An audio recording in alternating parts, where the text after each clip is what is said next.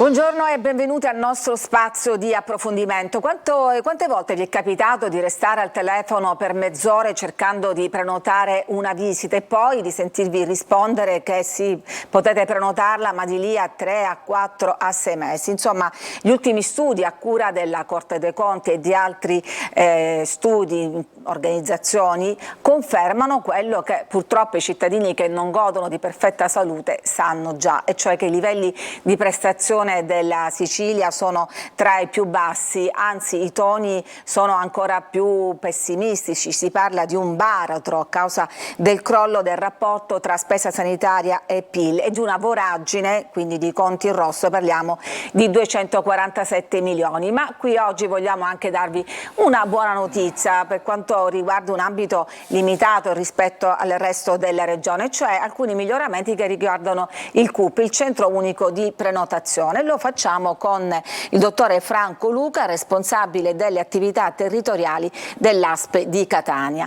Benvenuto. Grazie a voi. Dottore Franco Luca, soprattutto nei mesi scorsi ci hanno spesso segnalato queste attese interminabili e anche ovviamente le liste d'attesa. Voi avete lavorato in questa direzione per rendere più efficiente il servizio. Qual è la novità? La novità è questa: abbiamo finalmente un nuovo software che ci consente di prenotare più velocemente, con agende più chiare, perché il problema della prenotazione non è soltanto il numero verde da prendere, ma è soprattutto trovare poi la disponibilità della prestazione da erogare al cittadino rispetto sia alle sue esigenze di tipo sanitario ma anche alle esigenze di tipo di mobilità, perché è inutile che io prenoti a un cittadino di Caltagirone una prestazione a Catania che magari avrà difficoltà a venire e spesso poi me la lascia, no? Questa prenotazione.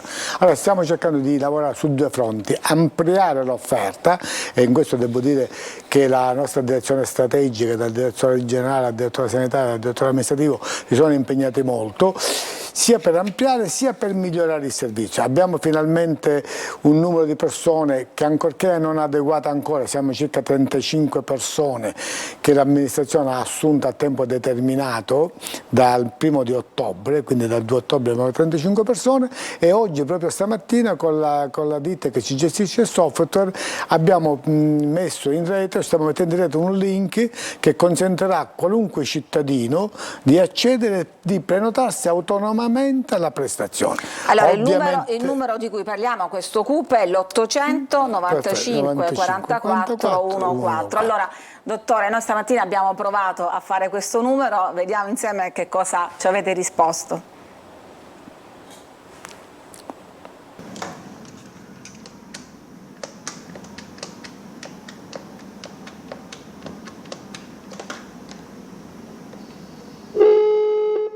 Buongiorno, benvenuto al Centro Unificato di Prenotazione dell'Azienda Sanitaria Provinciale di Catania. Il servizio è attivo dal lunedì al sabato dalle 8 alle 14. Con noi potrà prenotare visite ed esami specialistici presso gli ambulatori dell'ASP di Catania. La informiamo che tutte le nostre 90 linee al momento sono occupate. La invitiamo a richiamare più tardi. Allora, dottore Luca, devo dire non abbiamo riprovato, questo è stato l'unico tentativo un po' esemplificativo che abbiamo fatto. Lo faccio anch'io, spessissimo. Il problema è che ieri abbiamo monitorato e abbiamo visto che sono arrivate 10.000 telefonate, ovvio. 10.000 telefonate è un numero esatto, un numero enorme, pazzesco, a cui si può rispondere all'incirca 1.600-1.700, tenuto conto che per fare una prenotazione ci vogliono da 5 a 6 minuti almeno per prenotare una prestazione, e tenuto conto anche della necessità del bisogno. Quindi è chiaro che 10.000 telefonate sono eccessive, bisogna capire se tutti chiamano l'ASP per prenotare all'ASP oppure chiamano l'ASP anche per prenotare il Policlinico, il Garibaldi o il Cannizzaro, e anche su questo noi avremo un incontro la prossima settimana per ampliare l'offerta che queste aziende danno ai cittadini anche per le loro prestazioni. In tema di numeri voglio ricordare anche il nostro numero, quello a cui potete inviare i vostri messaggi, che è quello che vedete in sovraimpressione, 342 745 5005, e potete anche scriverci la vostra esperienza in questo senso. Certamente il numero dell'ASP di Catania non è responsabile per le 3 grandi aziende che hanno a loro volta dei loro numeri di prenotazione. Io ho provato a contattare i direttori sanitari delle aziende, parliamo quindi di Cannizzaro, Policlinico Garibaldi, non erano disponibili oggi, più tardi sentiremo invece un presidio territoriale, ma insomma anche lì le nostre segnalazioni dicono che non funzionano molto bene, mentre invece c'è l'urgenza di completare entro fine anno, cioè entro dicembre 2023, di smaltire l'arretrato in base alla direttiva impartite dalla Regione e ovviamente in base anche ad una legge nazionale. Come si sta svolgendo questo lavoro? Noi su questo siamo più fortunati rispetto anche ad altri, perché in effetti noi stiamo anticipando già quelle prestazioni che avevamo prenotato al 2024, quindi nei mesi di ottobre, novembre e dicembre stiamo anticipando quelli che erano stati prenotati nel 2024 e questa è una grande cosa. È chiaro che abbiamo grosse difficoltà nel prenotare perché l'offerta del ventaglio delle prestazioni che eroghiamo spesso è minore rispetto alle esigenze. Proprio stamattina c'è stato un incontro dove dalla prossima settimana o entro fine mese entreranno nel CUP di Catania anche gli specialisti accreditati, cioè quindi le strutture private. Le strutture private accreditate daranno il loro slot, le loro agende al nostro CUP in modo tale che l'offerta si amplia e quindi un cittadino che chiama ha più disponibilità a trovare la prestazione e a trovarla magari nel posto dove gli è più vicino, perché questo e è quindi anche con l'abbattimento dei tempi di attesa e soprattutto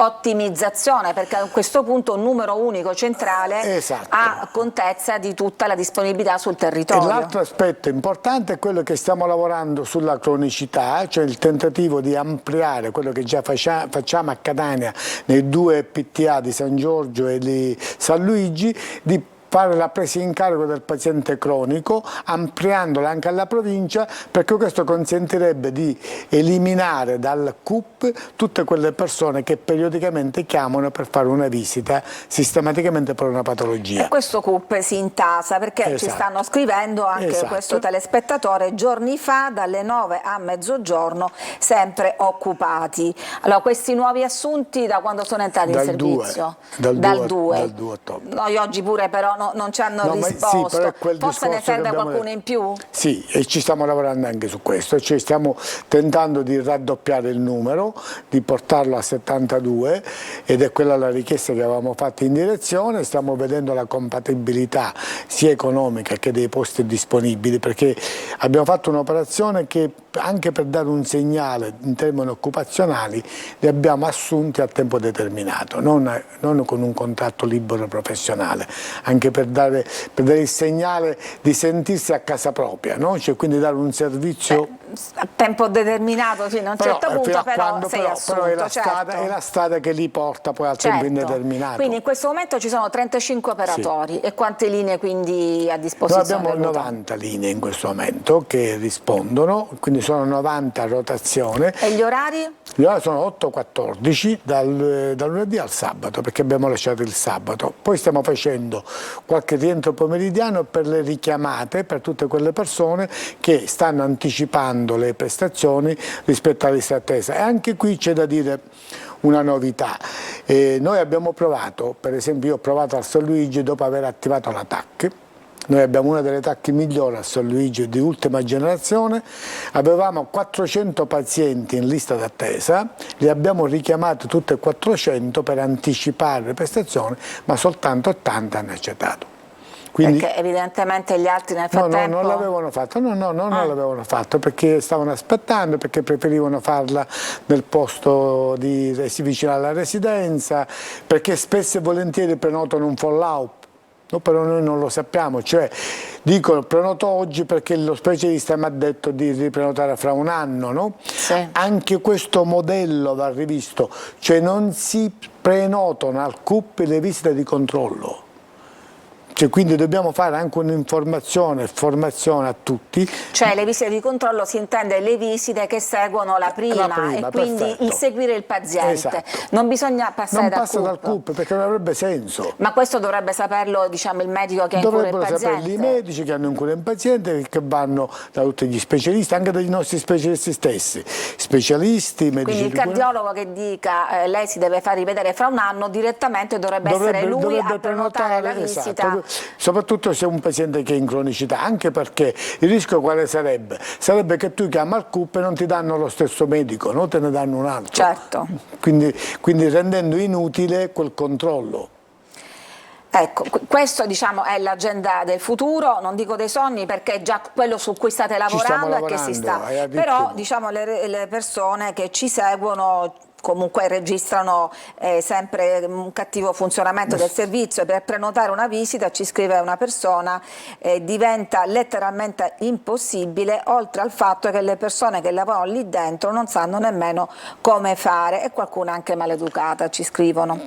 Questo non lo so, se sono maleducato credo che sia opportuno che me lo segnalino, perché io ho dato direttive che la prima cosa da fare è l'educazione. Sì, come si fa ogni volta che viene dato un servizio, poi c'è il test di controllo. Educazione e rispetto sono la prima cosa che ognuno che lavora nella pubblica amministrazione deve fare. Siamo coscienti del disservizio, delle difficoltà, non del disservizio, delle difficoltà che ci sono, però io ritengo che con il link che stiamo mettendo e con la possibilità di dare a tutti la possibilità di accedere direttamente e prenotare, quindi può prenotare il medico di famiglia, può prenotare la persona stessa, può prenotare il familiare, cioè potrebbero prenotare tutte le persone. Quindi, ricapitolando, per spiegare bene ai nostri telespettatori, il CUP è il mezzo più facile, quello utilizzabile anche dalle persone anziane, si telefona, si parla con un operatore e si prenota.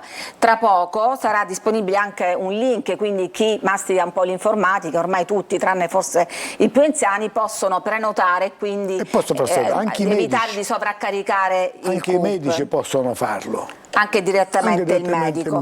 E ci scrive quest'altra persona, dice che dopo 18 tentativi sono riuscito finalmente a mettermi in attesa per circa 30 minuti, sono rimasto sorpreso quando mi hanno comunicato che la prenotazione non sarebbe stata possibile prima di maggio 2024. Esatto. E questi sono appunto i tempi di cui parliamo. Bisogna vedere qual tipo di prestazione questo non lo spiega. dice il paziente, però anche qui bisogna vedere i tipi di prestazioni. Io sto facendo anche un altro slot in cui segniamo che tutte le prestazioni a lungo termine vengono segnalate se sono richieste al paziente. Abbiamo mandato proprio stamattina a tutti i medici di famiglia e agli specialisti i cosiddetti RAO, che sono queste linee di indirizzo sui tempi di attesa fatti dall'Agenas, perché si rispettino, perché si sta diventando in voga il tentativo di dire facci mettere breve nella ricetta così te la danno prima, ma questo evidentemente non solo ingolfa, ma rischia di non consentire a un paziente che ha veramente bisogno di avere la prestazione magari rispetto a un paziente che questa necessità non ce l'ha. Quindi il rispetto delle regole da parte di tutti e il miglioramento dei servizi da parte nostra. Allora, ricordiamo che siamo qui per raccontarvi come si sta cercando di rendere più efficiente il centro unico di prenotazione e come, lo vedremo anche con il responsabile di un presidio, come si sta cercando anche di rispondere alle direttive della Regione di abbattere le liste d'attesa. Ma nel frattempo le storie che arrivano sono ovviamente di altro tenore. Questa signora scrive: visita pediatrica, priorità 10 giorni, non possono prenotare perché manca disponibilità, riprovato con impegnativa a 30 giorni ancora non prenotabile, altri 30 minuti al telefono, con SPID non si può prenotare per il minore. E quindi hanno detto, non ha lo SPID. Non ha lo SPID, mi hanno detto di riprovare lunedì. Cosa visita cambia? Pediatrica, quindi significa una visita fatta in ospedale, perché ovviamente la pediatria è soltanto ospedaliera, bisogna capire in quale presidio ospedaliero è stata richiesta la prestazione e quindi bisogna capirlo, perché anche lì molto nasce anche dal tipo di offerta che abbiamo. Noi lavoriamo su agende, le agende ci vengono consegnate dagli ospedali e su quel numero noi prenotiamo, quindi se a me il reparto di pediatria, dico per dire, mi dà soltanto 3 prestazioni al giorno, io soltanto quelle 3 prestazioni. Quindi è importante che anche ogni reparto di ogni ospedale sia continuamente monitorato e aggiornato. Monitorato e aggiornato, e che possibilmente, ove possibile, ampli l'offerta per le attività territoriali, ce la ampli il più possibile, perché è chiaro che un ospedale ha anche strumenti migliori di quelli che abbiamo noi nel territorio, nei nostri poliambulatori, perché ha attrezzatura di secondo livello. È vero che noi stiamo portando la TAC e anche la risonanza sul territorio, però i tempi tecnici ci vogliono per queste tipologie, ma se l'ospedale riuscisse ad ampliare, ci stiamo lavorando anche in fasce orarie diverse da quelle classiche, utilizzando la sera, le prime ore della mattina fino a mezzanotte, cioè trovare un sistema che ci aiuti ad ampliare l'offerta per rispondere meglio alle esigenze dei cittadini. Esattamente. Ho telefonato per un'ecografia mammaria e mi hanno risposto che non possono prenotare per indisponibilità posti. Riprovare. No, indisponibilità posti non esiste, perché noi siamo obbligati a prenotare sempre, agende chiuse non ne possiamo avere, quindi bisogna capire che significa indisponibilità posti, perché io ti posso dire che non te la posso dare il mese di luglio, di gennaio, di febbraio, ma te la devo dare nel mese di settembre, ma un posto te lo devo cercare, no? Ma anche nel 2026 un'illogicità, se io mi dici se come la compenso, secondo me è assurdo prenotare a lungo termine, troppo assurdo. Cioè, ecco, e qui invece andiamo sul concreto di quello di cui parlavamo, e cioè che poi anche responsabilità dei medici per le visite di controllo successivo provvedere alle prenotazioni per non sovraccaricare il centro di prenotazioni, cosa che però spesso non succede, come ci segnala questo telespettatore che dice: all'ospedale San Luigi di Catania mia moglie malata cronica di ipotiroidismo, dopo la prima visita per le successive visite di controllo il medico si rifiutava di fissare appuntamento, e quindi bisogna anche rieducare. È una stranezza, perché proprio a San Luigi ci sono 6.000 pazienti cronici presi in carico, quindi se il paziente è un paziente cronico venga da me o vada dalla dottoressa Papa. No, però dico, questo professionista si è rifiutato, quindi è importante anche educare i professionisti, certo, a prenotare. Soprattutto loro, perché è chiaro che cambia un mondo, si debbono abituare a gestire le loro agende anche all'interno dell'utilizzo dei mezzi tipo computer o strumenti informatici, perché anche quello, perché tutto deve essere tracciabile sotto questo aspetto. Per una visita gastroenterologica al Cannizzaro, il Cannizzaro è un'azienda per cui il dottore Luca non è responsabile di queste aziende, mi hanno detto a giugno.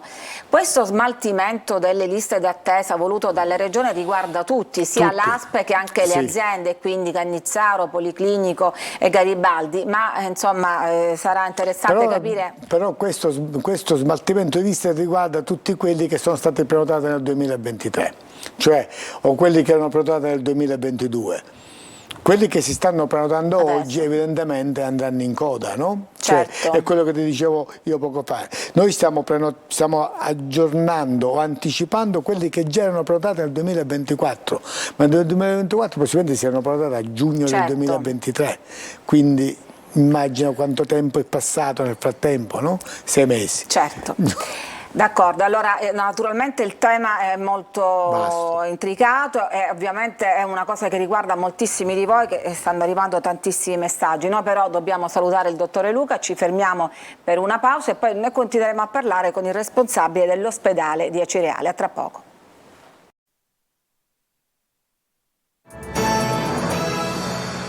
Eccoci, bentornati. Abbiamo trascorso la prima parte di questa trasmissione a parlare in particolare del centro unico di prenotazione. Ci avete inviato tantissimi messaggi per rappresentare il vostro disagio, i ritardi e le attese, naturalmente, anche se il dottore Luca ci ha detto che il servizio è in fase di efficientamento, ma c'è tantissimo da fare. Ci ha raggiunto invece adesso il dottore Rosario Cunzolo, direttore medico dell'ospedale Santa Marta e Santa Venera di Acireale, che è uno di quei presidi che fa riferimento appunto all'ASP di Catania. Dei vari ospedali del territorio forse siete quelli messi un po' meglio, soprattutto come organico e come strutture. Sì, buon pomeriggio. Noi abbiamo iniziato un percorso aziendale che si è riversato poi sui vari presidi. In effetti sono 4 i presidi ospedalieri che rientrano nel piano di recupero.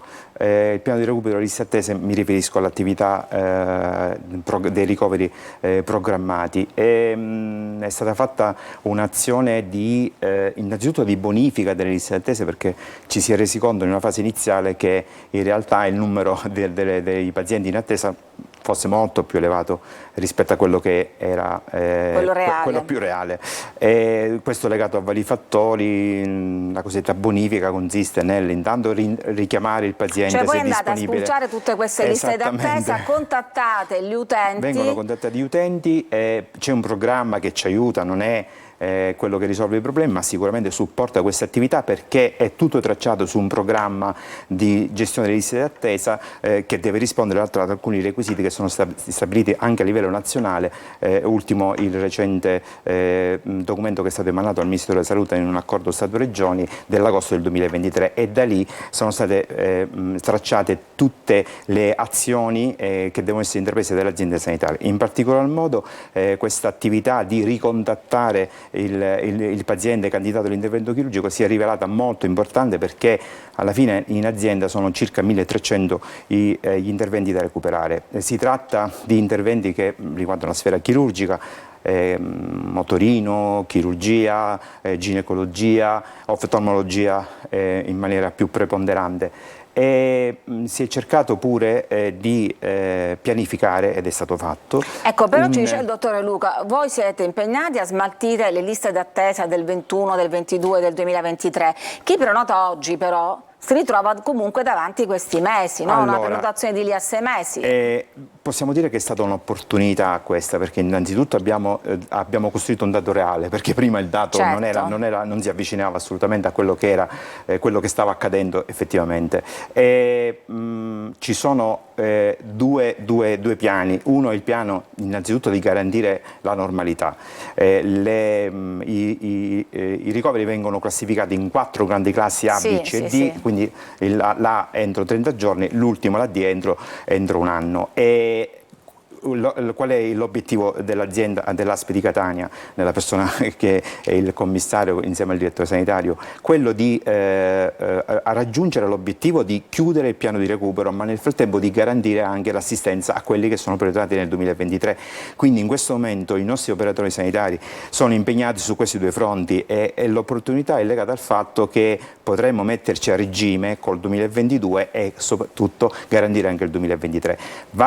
C'è un'analisi multifattoriale delle cause che hanno portato anche a queste criticità, non ultima il Covid. Sappiamo che la gente non entrava in ospedale e quindi adesso sta ritornando in ospedale, certo, per farsi curare, e anche la carenza soprattutto di una figura importante, che è la figura dell'anestesista, perché è l'anello cruciale per poter garantire l'espletamento degli interventi chirurgici. Però è vero che le liste d'attesa non riguardano soltanto gli interventi, ma riguardano anche le visite, e poi c'è anche il problema del pronto soccorso. C'è un problema che appunto forse non investe in particolare il vostro presidio di Acireale, che mi pare abbastanza fornito come personale, ma gli altri presidi un po' più lontani del territorio, per esempio Biancaviglia, Militello e Bronte, no? Si parla di una redistribuzione del personale, cioè è chiaro che gli ospedali di Catania o vicini Catania sono più gettonati, quindi si vince un concorso e vogliono andare a lavorare più a Catania che a Bronte. Ecco,